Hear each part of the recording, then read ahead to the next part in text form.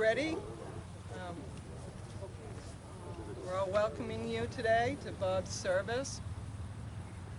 Thank you all for being here.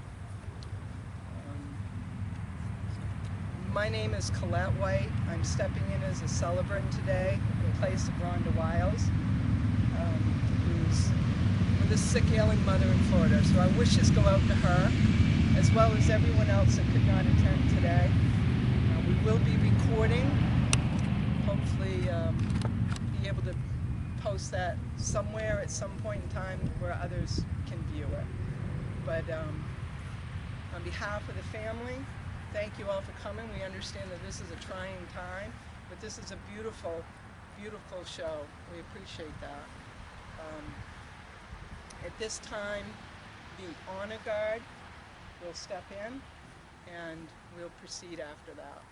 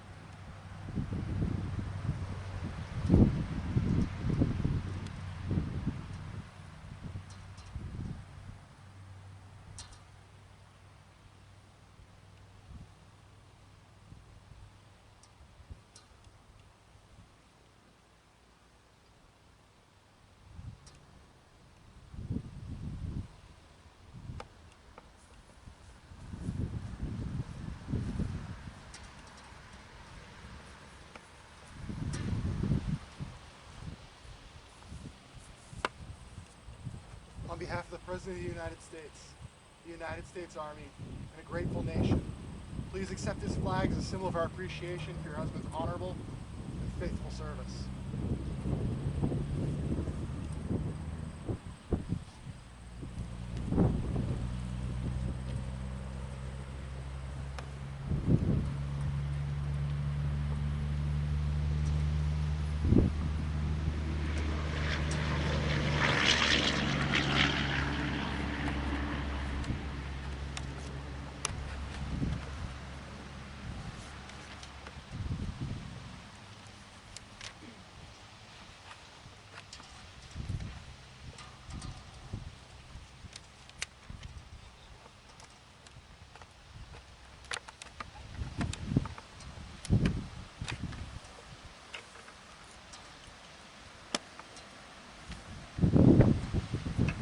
Robert Allen Wight, known as Bob, 87 in Livermore Falls, passed peacefully at home with family at his side Saturday, January 11th, 2020. Bob was born on July 28, 1932, in Mount Vernon, son of Oswald and Mabel Allen Wight. He attended and graduated from Kensfield School in 1950. He was a veteran, having served with the U.S. Army from January 1953 to 1955. On February 11, 1956, he married Doris Kelly in Vienna, also affectionately known to us as Dodie.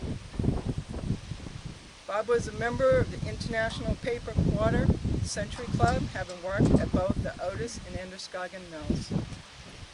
He was a lifetime member of the Lane Doobie Ambats number 33 of J. He was an outdoorsman who enjoyed fishing, hunting, and gardening. He also enjoyed bowling, playing baseball, and attending his grandchildren's sporting events.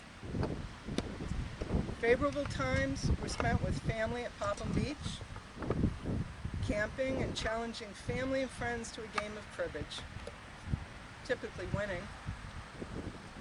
His garden fed his family throughout the year, as well as donations to local senior homes. He's remembered as a man of character and strength, demonstrated by his joy of cutting and splitting firewood to heat the family home well into his 80s. He is loved by his wife of 63 years, Dodie, from Livermore Falls. They have 3 children: Robert Wight Jr. of Livermore Falls, little Bob, Barry and wife Lynn of Gorham, Maine, and Vicki Wight Dalton of East Livermore. Grandchildren: Forrest Wight, Barry and Karen's son, Hunter and Morgan Dalton, Vicki and Rex's children, sister-in-law Lillian Wight, and many nieces and nephews. And then there's us cousins. He was predeceased by his sister, Catherine Ahern, also known as Khaki, and a brother, Gerald Wight.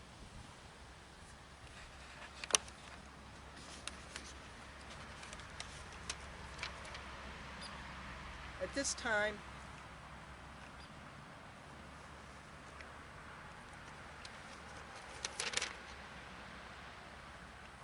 I'm going to share some family stories that between Vicki and Bobby, we put together in the last couple days. Just reminders of some of the things that were mentioned in the obituary but elaborated on. And then Barry will speak. So Bob was born and raised on the family farm in Mount Vernon. He was a Maine boy. He fished and hunted with family and friends, and all were family. He hunted deer with a .22. I'm not sure that's legal now, but He enjoyed baseball, playing in the neighborhood. He continued to play in the IP League. He enjoyed watching. He graduated with perfect attendance from Kent's Hill School. That's amazing. He rode the mail truck to school, which happened to be my other grandmother, and he walked home, and he had perfect attendance. That is stunning. It goes to show you Bob's character. And in the bowling league, he was known as the luck of the left hand, cribbage and push-up challenger, favorably the champion every single time. So if he challenged you, you probably were going to be on the losing end of that.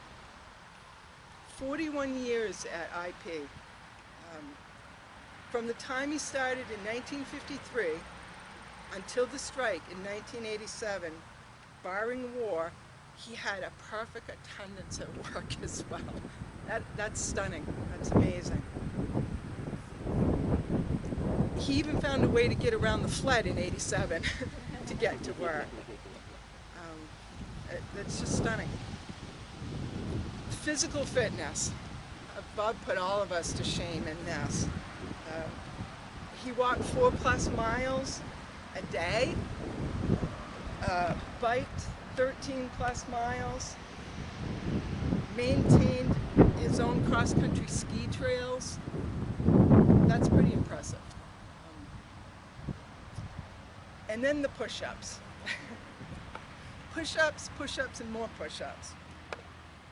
Bob did 200 push-ups a day and would challenge any young buck that would take the bait that they did not have any idea what was coming their way.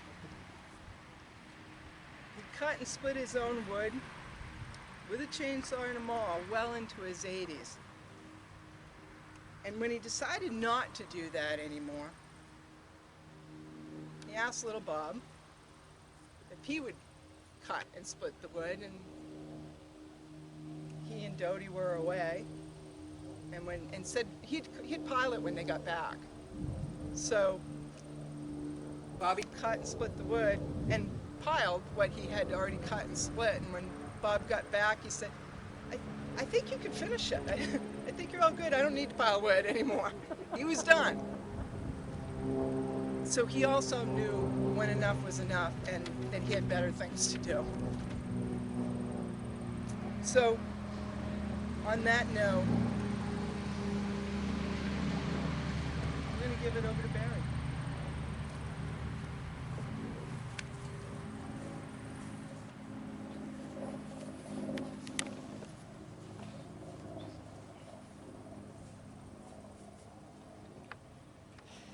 I'd like to thank everyone for coming out today. This is an amazing attendance to help us celebrate the life of Dad, Robert Bob Wight. Thank you all. It's a beautiful day. Thank you for helping us remember him. So as I was considering what to say today to honor my father, one word kept coming to mind: invincible. That's how I thought of him. He took such joy in physical challenges.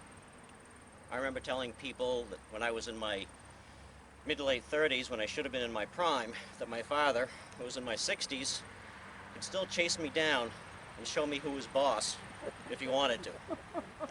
Luckily, I didn't push enough buttons to ever test that theory.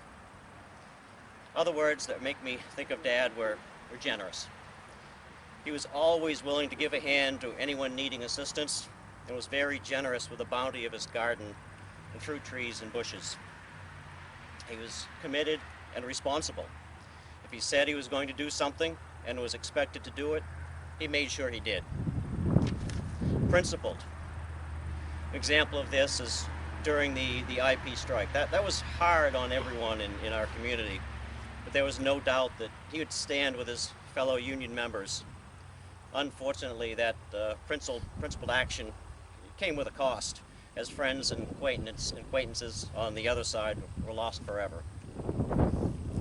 Family first. Some of the special memories that come to mind are day-long snowmobiling trips we would take as kids. Mom and Dad on the 10-horsepower Skidoo pulling a toboggan attached to that skidoo by a metal pole. It's quite a jolting ride. You'd go for miles. Later, Dad added 2 more skidoos. Thanks to him, our family spent countless hours and days with friends exploring the Maine countryside. As we grew older, Dad added a Suzuki dirt bike to the mix. So I remember I was a kid, I was at a baseball practice. I think it was Little League, but I wasn't much older than that. When Mom and Dad came to pick me up, in the back of the truck was a shiny new 180cc Suzuki dirt bike. So now Dad is giving us year-round exploration and fun. It's all about being outside and being part of the family. In the summers at Lock Pond, we didn't have a lot there. We wasn't a camp. We had a camp lot, but we spent many wonderful summers there. Dad, working at the mill, he would tag his vacation onto a long weekend and take 2 weeks off each month for the summer and spend that at camp with us. His time would be spent between camp lot, camping, going to work, and then keeping his garden. The rest of us spent most of the summer camping, swimming, and also helping out in the garden. And lastly, Dad loved and cared deeply for his grandchildren. He found such joy in their presence. Every year, as his pumpkins grew, he'd take his jackknife he always carried in his pocket and carve the names of his grandchildren in their own pumpkins. As the pumpkins matured, the slits he made in those pumpkins would heal and reveal the names in pronounced letters. It was always such a great joy to see him present these pumpkins to Forrest and Hunter and Morgan. Forrest thought those pumpkins were so smart. This brings me back to Invincible. Bobby and Vicky and others have touched on and know of his physical fitness regime. A specific story I recall, that was when Dad, he was at least in his 70s, he went to the local Agway store to get his fertilizers for his garden like he did every year. But he couldn't find the 80-pound bags, so he asked. And he was told, oh, we don't sell those in 80-pound anymore. We only have 50-pound bags because people are having trouble with the weight. He scoffed, grudgingly took the smaller bags, paid, and left. But Dad was such a great example. He had a lot of fun. He enjoyed a beer or a rum and coke. He had a sense of humor, and he came up with some really weird phrases. In my deals on, kleiner now. When asked how much something cost, well, that's $1.382. He worked hard. He was very generous, and to me, he was invincible. Thank you.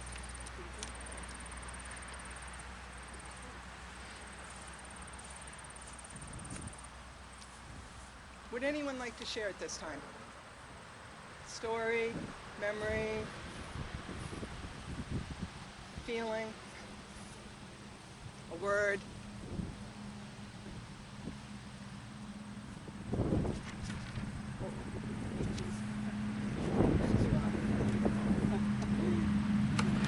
Okay, I'll share. No, Forrest is going to say something. Come on.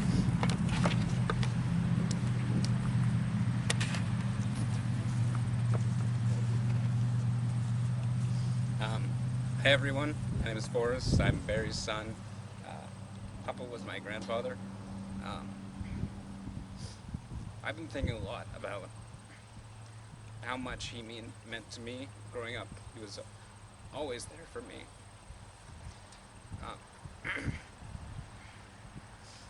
I've been thinking a lot about there are very few people who were as hardworking, caring, and genuine as he was. Every summer we'd spend so much time camping all over the state, going to baseball games. He loved the Red Sox. He always loved to spend so much time with his family and everyone, and it meant so much to all of us. And just little things like, you know, riding the four-wheeler around his land and down the power lines, or even something as simple as eating his rolled oats in the morning with his homegrown blueberries and homemade maple syrup.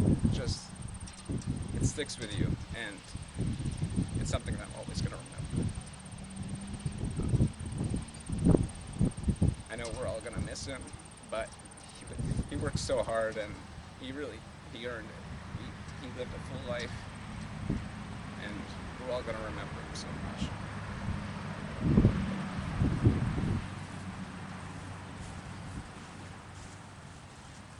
Anyone else?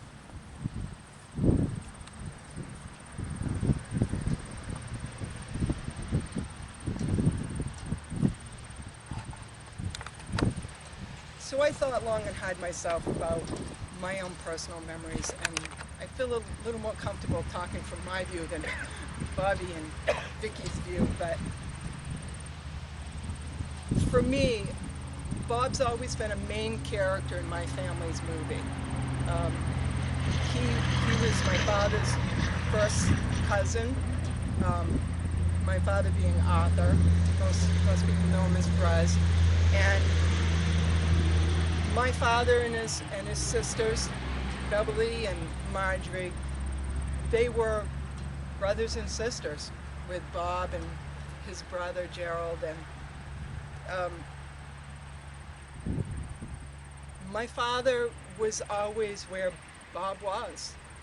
They grew up between Mount Vernon and Vienna, and then after they married, they lived near each other in Farmington here, and then Bob bought a house in Livermore Falls. My father built a house in Livermore Falls. They were not ever far apart. So our families have always been very connected, and as a matter of fact, both sides of my family have been very connected to Bob. So Bob's been a major character in my family's movie, and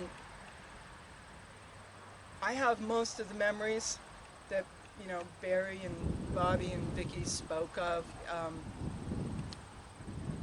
I have, obviously being younger than him, I probably have a different view on it, but I remember coming here to the Farmington Fair in the back of a pickup truck with Bob and Ozzy to go to the horse races, and you know, back in the day when you can be in the back of a pickup truck, right? Although it had a cap on it, so we were kind of safe, but those were times that, for me, with Bob and Ozzy, that the horse races were an endearing time, and as well as camping and the snow machines and all of that. I have those memories as well. And for my own personal family, Bob was an inspiration to my brother when my father passed, and he even has this humor, you know, for the most part. Whether it's Bobby or Barry or Scott, they all have Bob's humor. And so for me, the word that came to mind was mischievous. Bob was very mischievous to his brother and his cousins, and that's how I viewed him. He was a kid at heart, and you know, I spent a little time yesterday with a 3-year-old little boy, and I thought, that's Bob. You know, that energy. He brought this kid energy to the play, and it was inspiring. It was very inspiring. It was very encouraging, and it was very hopeful. And he just always had it. It was a beautiful thing. And so, for me personally, my personal relationship with Bob was this mischievous part of him. He had this way of getting your attention. You know, he'd say, Colette.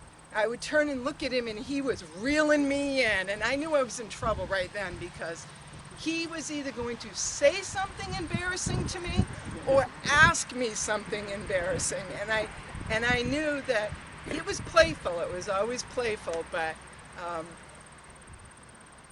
he got me every single time. And so for me, Bob he was playful, and he was always looking to bring that smile to someone's face if he could do it. My family actually, even my mom, when he was walking back and forth by my mom's house, and my mom would be outside, he's such a jokester. He called her Josephus. Her name is Joanne, and instead of Bocephus, he'd say, "Hey, Josephus." He just was so playful all the time, and my family's going to miss him.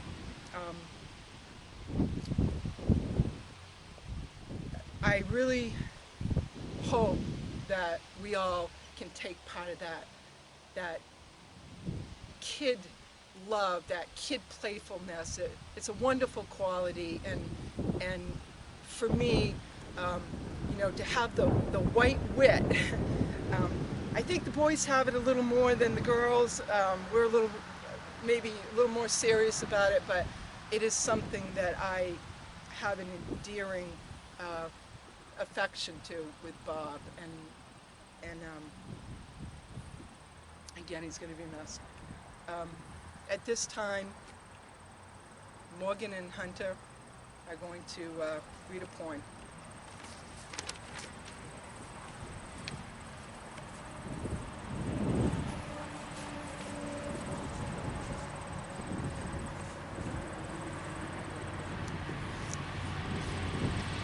We are going to read the poem called "Do Not Stand at My Grave and Weep." Do not stand at my grave and weep. I am not there, I do not sleep. I am in 1,000 winds that blow. I am the softly falling snow. I am the gentle showers of rain. I am the fields of ripening grain.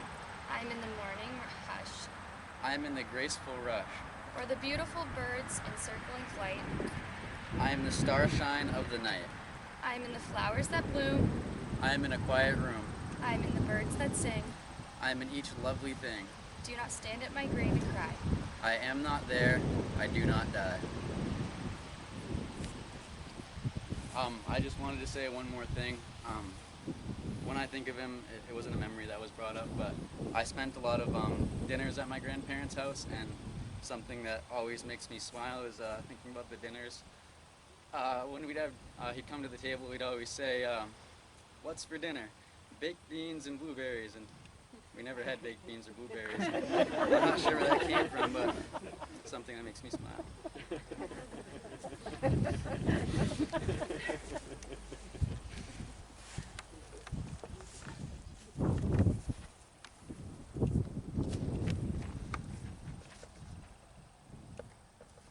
So just to recap a little bit, for me, to say that Bob is still mischievously invincible, and I say it like that because I'd like to close with a what I call a naughty story of Bob, and that is that on his birthday this year, July 28th of this year, his daughter Vicky was at their home and was stung by a bee. Bob is still being naughty, so I think it's a wonderful, wonderful quality, and I hope we can all take that with us. At this time, we will be moving to Dodie's house. If you would like to join the family, you are welcome for a reception at 67 Carnes Road, Livermore Falls. If you find that there's something that you would like to share and it's coming to you after the fact, please post it to the Wiles Remembrance Center board. The family can read those at any time, and sometimes that's nice, after the fact, to go back and read just a line, you know, something that, just a remembrance. That would be nice. And also at Doty's, there is a book there that, you know, if you'd like to sign, write a story, any of that, the family would enjoy that as well. So thank you all for coming. Doty really would like to extend her appreciation for that, as well as the rest of the family. Please be safe. She's very concerned that you all are well and healthy, and we're very appreciative of the coming today to celebrate Bob's life, especially under these circumstances. I mean, this just shows what an incredible man he was. So thank you very much.